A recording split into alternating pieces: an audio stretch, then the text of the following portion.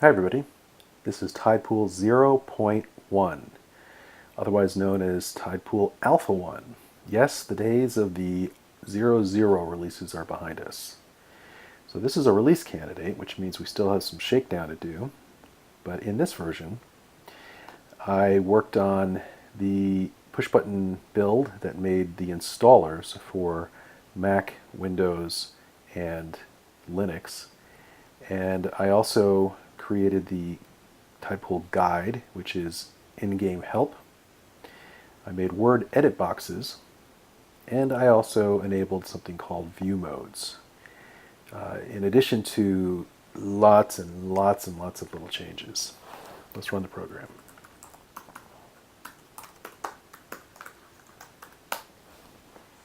So since this was really the first release where I'm going to show people outside of my own house, I imagined how everybody would use the program and made tons of little quality of life improvements.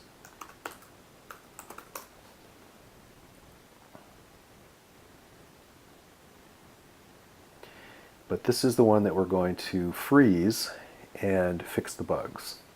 So from this point forward, don't shake the jello. I'll continue to work on Milestone 2, but this version will stand on its own.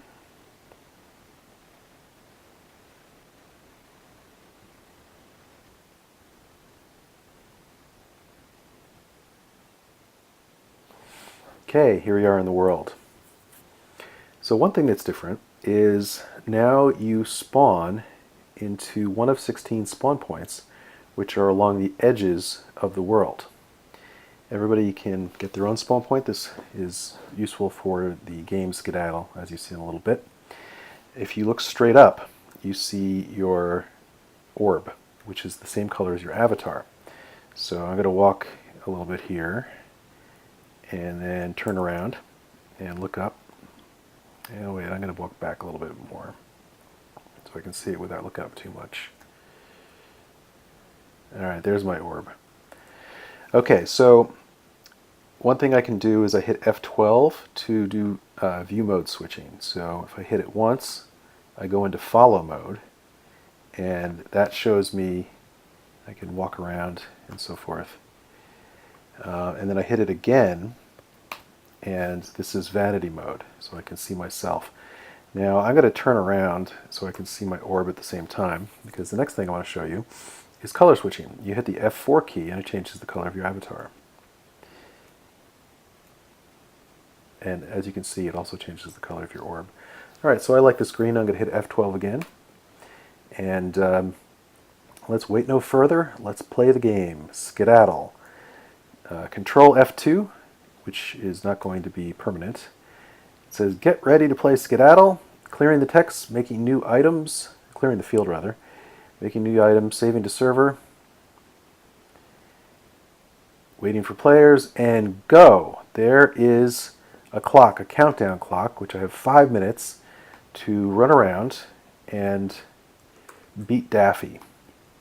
So the way to do this, it's really important to know, is the winner is the person who has their most costly items on the field. It's the sum of all things that you have cast onto the field. So, as you can see, I have a stake of 0, which is your score.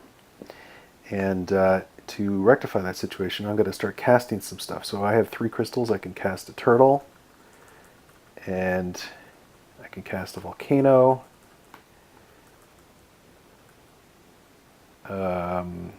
Where's the volcano? There it is. And I can cast a portal. Now, as you can see, my stake has gone up to 3, which is the sum total. Now, one thing I wanted to show you also is that now it says you need 11 crystals to melt this. And that's because we have implemented the what I've been previously calling capacity. So some items, you can't just cast big items. You have to have a certain amount in reserve before you can melt them, sorry.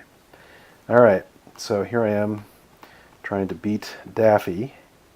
Where is Daffy anyway? There's Daffy's orb. No, that's my orb. Where's Daffy's orb? Okay, Daffy's orb is over there. I'm not sure if that's a shadow or if he's really black. Alright, 3 minutes to go here. We'll see if there's other things I can show you while I wait for this game to end. Okay, let's look at the guide. I hit F1. There it is. Tidepool is a world of light. So this prosaic intro introduces the main concepts. And then here is the interface, which basically just shows you the major pieces and what you have to do to get them. Here's a list of all the different controls. Here are the different commands that you can do in the message bar. Scripting will come later. And then here are the rules for Skedaddle. Okay. Another thing that got done is the word edit box.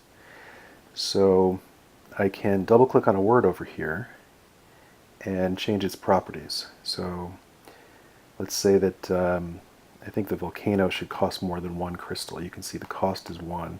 So I'm going to put in 20, and the scale is good.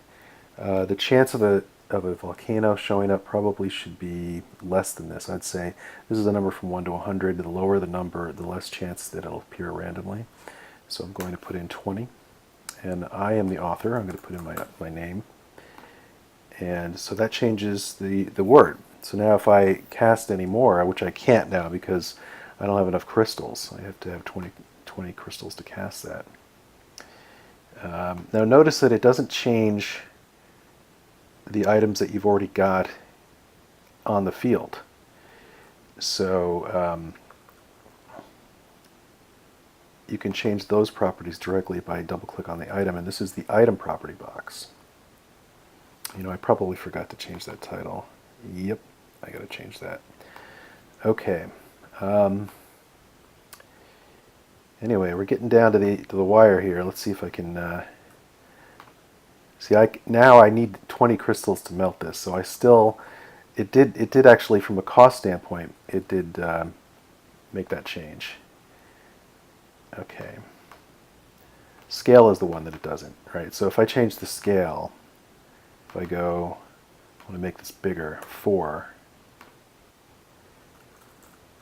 then it doesn't change the scale. But cost is something that is related to the word. Okay, 15 seconds left, and Daffy has nothing, so I'm thinking that I'm going to win this game.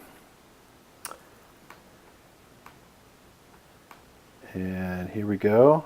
2, 1, and the winner is Tefal. I'm so good at this stuff. See you later.